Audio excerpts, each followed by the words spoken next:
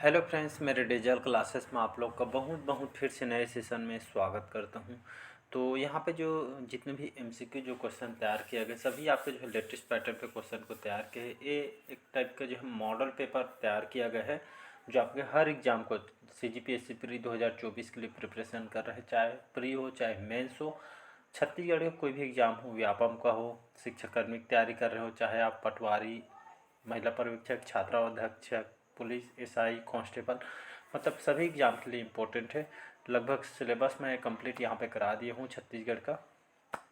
तो यहाँ पे जो है जो छत्तीसगढ़ की जीके, इसमें मिक्स क्वेश्चन है, छत्तीसगढ़ के मॉडल पेपर है, जिसमें आप कितना ज़्यादा यहाँ पे हम ज़्यादा ज़्यादा जो है हम MCQ क्वेश्चन लगाते जाएंगे, हो सकेगा यहाँ पे एक ये जो है आपका जो मतलब आप कितना पढ़ें, कितना पानी कितना गहरा में आपको यहाँ से पता चल जाएगा। तो कमेंट बॉक्स में कितना आंसर यहाँ पे आपका करेक्ट हो जाए, ये भी कमेंट बॉक्स में करके बताइएगा। चलिए स्टार्ट करते हैं सेशन को। पहली बार आए तो चैनल को सब्सक्राइब करके रख लीजिएगा, ताकि नोटिफिकेशन आप तक पहुँच पाए।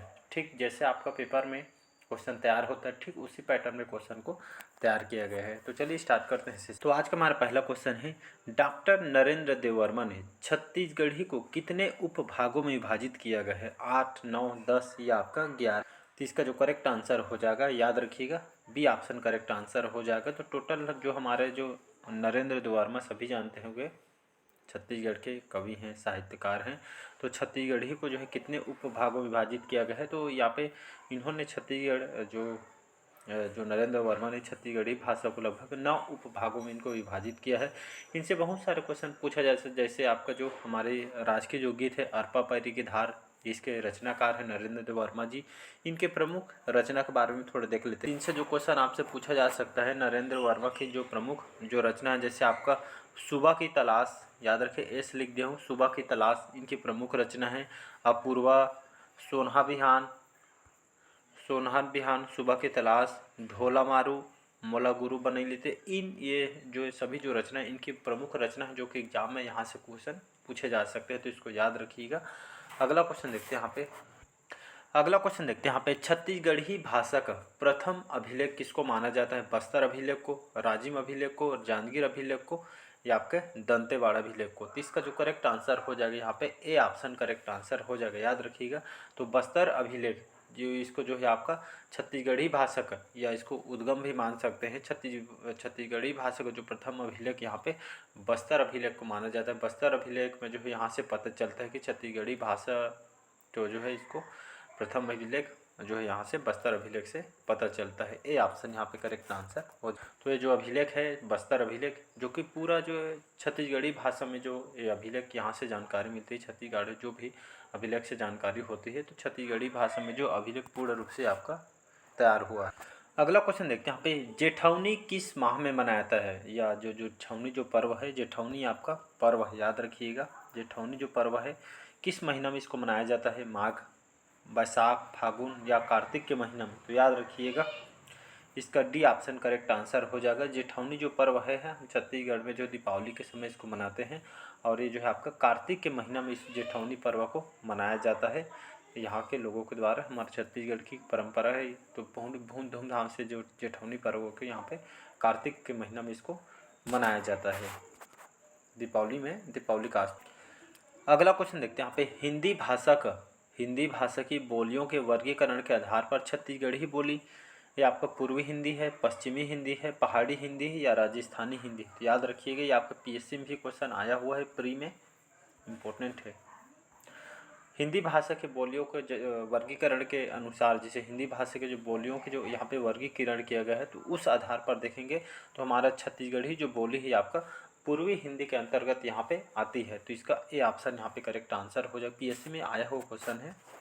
अगला क्वेश्चन देखते हैं यहाँ पे, निम्न में से कौन सा जो पर्व छत्तीसगढ़ से संबंधित है? निम्न में से कौन सा जो पर्व जो है, जो फेस्टिवल है छत्तीसगढ़ से संबंधित है? गोंचा पर्व, जोजबिल मेला, बैसाखू, या आपका बोहागी जो बोहागू बिहू है? इसका जो करेक्ट आंसर हो जाएगा, याद रखिएगा। तो छत्तीसगढ़ से संबंधित जो पर्व कौन सा हो जाएगा यहाँ पे पर्व बोला गया है, तो गोंचा पर्व नाम सुने होंगे।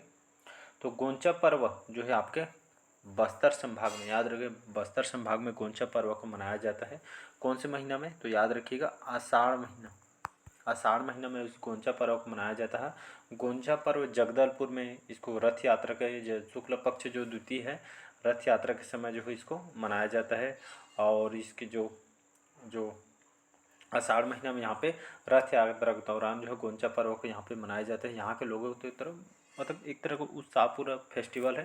तो यहाँ से क्वेश्चन आपसे पीएससी वगैरह में क्वेश्चन रिपीट क्वेश्चन है, तो इसको याद रखिएगा। तो गोंचा स्पेशली पूछे जगदलपुर, और यहाँ पे देखेंगे तो बस्तर संभाग में ये जो खास करके जो है आषाढ़ के महीने में जो रथ यात्रा में इसको मनाई जाती है। अगला क्वेश्चन देखते हैं। अगला क्वेश्चन तरफ बढ़ते हैं। बैलाडीला की पहाड़ियों में किस प्रकार के चट्टानों का विस्तार है? बैलाडीला की पहाड़ी सुने होंगे। किस प्रकार चट्टानों का विस्तार पाया जाता है? आर्कियन, दक्कन ट्रेप, धारवाड़ या आपका विंध्यन क्रम का? तो इसका जो करेक्ट आंसर हो जाएगा धारवाड़ क्रम इसका करेक्ट आंसर होला। तो बैलाडीला की जो पहाड़ियों पे आपका धारवाड़ क्रम की जो है चट्टान इसमें विस्तार है, फैलाव है यहाँ पे। और यहाँ पे धारवाड़ क्रम के चट्टानों में कौन से खनिज प्राप्त होती है याद रखिएगा। तो ये जो आपका जो है धारवाड़ जो क्रम के जो चट्टान से यहाँ पे लव है इसका याद रखिएगा, लव है अयस्क की जो यहाँ पे लव अयस्क यहाँ से प्राप्ति होती है।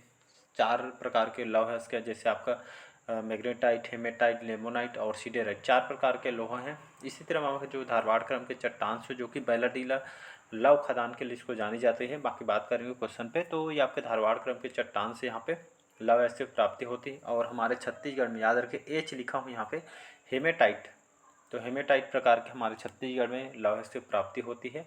और लोहे की आपके दूसरी अगर योगदान देखेंगे तो छत्तीसगढ़ में दूसरा योगदान लगभग खनिज राजस्व में इसका जो योगदान सेकेंड नंबर है। और आपका जो पहला है आपका कोयला है, तो इसको याद रखें। सर्वाधिक रॉयल्टी मूल्य के ये आपका धातु कहा जाता है लोहा को। और इसका जो खनन है एक यहाँ पे लिखते हैं नहीं बनता, इसका जो उत्खनन है किसके द्वारा किया जाता है? एनएमडीसी, याद रखें एनएमडीसी के द्वारा इसका खनन किया जाता है। जो खनिज विकास जो निगम है इसके द्वारा किया जाता है। और इसका मुख्यालय कहाँ पे? दंतेवाड़ा में है। तो जैसे आपका जो बैलाडीला जो कि लव हैस्क के लिए इसको जाना जाता है। यहाँ से जो लव हैस्क है यहाँ से विशाखापट्टनम के माध्यम से जापान को यहाँ से जो लव हैस्क को निर्यात किया जाता है। तो यहाँ पे जो सबसे शुद्ध लव हैस्क की प्राप्ति बैलाडीला से प्राप्त होती थी, इसको याद रखिएगा, इंपॉर्टेंट क्वेश्चन है और ये क्वेश्चन आपसे पूछे गए हैं। अगला क्वेश्चन देखते हैं यहाँ पे। अगला क्वेश्चन देखते हैं। निम्नलिखित में से किसे कांकेर बेसिन के नाम से भी जाना जाता है? उत्तर पूर्वी पठार को, दक्षिण के पठार को, कोटरी महानदी के मैदान को या आपके गोदावरी सबरी के मैदान, गौरेला पिंड मरवाही को? तो याद रखिएगा इसका डी ऑप्शन करेक्ट आंसर हो जाएगा। तो आपके कांकेर बेसिन के नाम से और किस क्षेत्र को जाना जाता है? तो इसका जो डी ऑप्शन हो जाएगा गोदावरी सबरी के जो मैदान है जहाँ पे गौरेला पिंड मरवाही क्षेत्र इसके अंतर्गत आती है, तो इसको जो यहाँ पे कांकेर बेसिन के नाम से भी इसको जाना जाता है। डी ऑप्शन यहाँ पे करेक्ट आंसर हो जाएगा, गौरेला पिंड मरवाही जो कि नया जिला है। अगला क्वेश्चन देखते हैं। निम्नलिखित कौन सा सुमेलित नहीं, कौन सा यहाँ पे मैच नहीं कर रहा है इसको बताना है। पेलागढ़ की चोटी, धारी डोंगर, गड़िया पहाड़ी, दल्हा पहाड़ी, ये सभी आपके चोटी पहाड़ से संबंधित है। धारी डोंगर आपका नहीं है, मतलब बी ऑप्शन यहाँ पे करेक्ट आंसर हो जाएगा। अगला क्वेश्चन देखते हैं। निम्नलिखित में से किसे जो है कांकेर बेसिन के नाम से भी इसको जाना जाता है? उत्तर पूर्वी पठार को, दक्षिण के पठार को, कोटरी महानदी के मैदान को या आपका डी है गोदावरी सबरी के मैदान को? तो इसका जो डी ऑप्शन करेक्ट आंसर हो जाएगा। तो कांकेर बेसिन के नाम से गोदावरी सबरी के जो मैदान है इसको कांकेर बेसिन के नाम से इसको जाना जाता है। डी ऑप्शन याद रखिएगा, करेक्ट आंसर यहाँ पे हो जाएगा। चलिए बढ़ते हैं अगला क्वेश्चन तरफ। यहाँ पे छत्तीसगढ़ को हर्बल स्टेट का दर्जा कब दिया गया है? बहुत इंपॉर्टेंट क्वेश्चन है, पीएससी में क्वेश्चन आया हुआ है।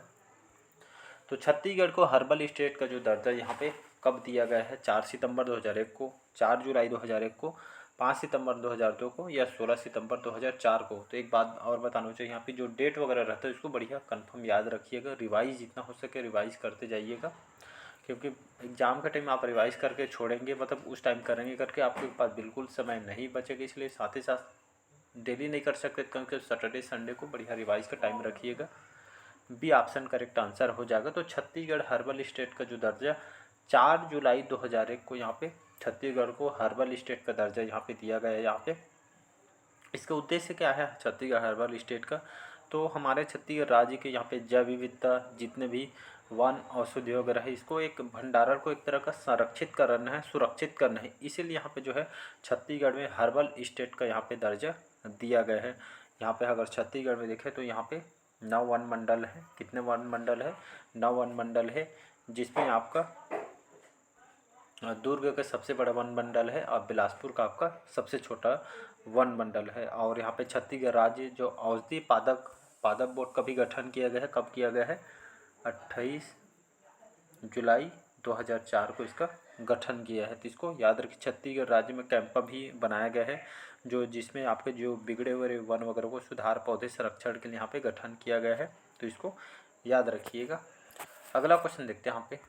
अगला इम्पोर्टेंट है, भारत का सबसे बड़ा मानव निर्मित जो जंगल कहाँ बनेगा? रायपुर, दुर्ग, सरगुजा या आपके बस्तर में? तो इसका जो करेक्ट आंसर हो जाएगा बी ऑप्शन करेक्ट आंसर हो जाएगा। तो छत्तीसगढ़ के दुर्ग में, ये भारत याद रखिएगा, तो भारत का सबसे बड़ा मानव निर्मित जंगल कहाँ पे बनेगा? तो छत्तीसगढ़ के दुर्ग में बनेगा, लगभग 100 एकड़ में। याद रखिए कितने एकड़ में? 100 एकड़ में बनने वाला है। नंदनी माई सुने होंगे दुर्ग का, जो खाली पड़ा हुआ जो जगह है। हमारे भूपेश बघेल थे तब यहाँ पे जो घोषणा इनके द्वारा किया, 100 एकड़ में जितने भी है औषधि पेड़ यहाँ पे लगाए जाएंगे। एक तरह के यहाँ पे जो वायु प्रदूषण हो इसके बचाव के लिए यहाँ पे पेड़ पौधे वगैरह, औषधि पेड़ वगैरह यहाँ पे लगाने के लिए यहाँ पे 3 से 4 करोड़ रुपये है लागत से इसको मतलब तैयार किया जाना था। बाकी तो सरकार बीजेपी का आगे देखते हैं अब, लेकिन उनके द्वारा ये जो घोषणा है इनके द्वारा किया गया था। बी ऑप्शन यहाँ पे करेक्ट आंसर हो जाएगा। अगला क्वेश्चन देखते हैं यहाँ पे। अगला क्वेश्चन देखते हैं यहाँ पे, सरगुजा की जीवन रक्षा। ये तो आपके पीएससी में क्वेश्चन आ गया है, इम्पोर्टेंट ये भी। तो सरगुजा की जीवन रेखा कौन सी नदी कहलाती है? तो याद रखिएगा रिहन नदी। थोड़ी इस पर थोड़ी डिटेल बात कर लेते हैं यहाँ पे। तो रिहन नदी याद रखिए, रिहन नदी सरगुजा की जीवन रेखा कहलाती है। इसको रेंड नदी भी कहा जाता है, याद रखिए रेंड नदी भी इसको कहा जाता है। तो रेंड ऑप्शन में या रिहन रहेगा, तो दोनों को लगाइएगा।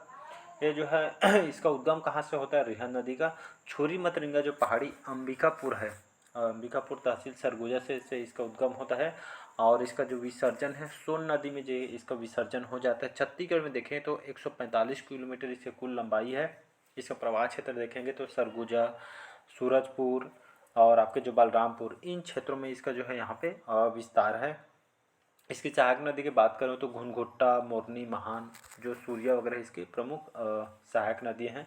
और रिहन नदी को ही सरगुजा की जीवन रेखा कहलाती है। तो और रिहन नदी के तट पे आपके कौन सा शहर भाषा है? महेशपुर। याद रखिएगा महेशपुर सरगुजा पुरातात्विक स्थल आपका यहाँ पे ये जो तट पे आपका बसा हुआ है। और यहाँ पे जो है मतलब इस नदी पे उत्तर प्रदेश के जो मिर्ज़ापुर में यहाँ पे गोविंद वल्लभ पंत जलाशय जो सुने होंगे, जिसे आपका रिहन बांध भी इसको कहते हैं। तो इसको याद रखिए, यहाँ से डेफिनेटली आपसे क्वेश्चन एग्जाम में पूछे जा सकते हैं। तो ये थे आज के जो क्वेश्चन, आपको कैसा लगा कमेंट करके ज़रूर बताइएगा। पहले बार आए चैनल को सब्सक्राइब करके रख लीजिएगा ताकि नोटिफिकेशन आप तक पहुँच पाए। पूरा डिटेल के साथ छत्तीसगढ़ की नदियाँ वगैरह पढ़ना है, पूरा डिटेल के साथ पूरा बनाया यहाँ पे क्लासेस वगैरह हो गई है। प्ले लिस्ट एग्जाम का पूरा यहाँ पे डिटेल से पढ़ने को मिलेगा, चाहे प्री चाहे मेंस हो, मतलब आपके साथ दोनों मतलब काम आएगा। उसी हिसाब से क्वेश्चन वगैरह को तैयार किया गया है। तो चलिए आज के सेशन हम यहीं पे रखते हैं। और छत्तीसगढ़ के करंट अफेयर्स भी डलना स्टार्ट हो गया है, तो बढ़िया करंट अफेयर्स भी पढ़ना स्टार्ट कर दीजिएगा। छत्तीसगढ़ के ईयरली करंट अफेयर्स आपसे पूछा जाएगा, तो करंट अफेयर्स वगैरह साथ ही साथ इंटरनेशनल नेशनल करंट अफेयर्स भी पढ़ाता हूँ मैं, वहाँ पे जुड़ सकते हैं। यहाँ पे छत्तीसगढ़ के पंचायती राज हाल ही में कंप्लीट किया। यहाँ पे छत्तीसगढ़ की जो छत्तीसगढ़ी भाषा साहित्यकार में जो यहाँ पे प्रीवियस ईयर में 2 पार्ट अपलोड कर दिया हूँ। आज 3rd पार्ट आएगा, जो आपके इंपॉर्टेंट MCQ तैयार किया गया है उसको आज 3rd पार्ट डालने वाले, तो उसको बढ़िया पार्ट वाइज आप उसको देख सकते हैं। तो चलिए आज के सेशन में यहीं तक रखते हैं, मिलते हैं अगले पार्ट में इसी तरह। आज के लिए इतना ही, थैंक यू।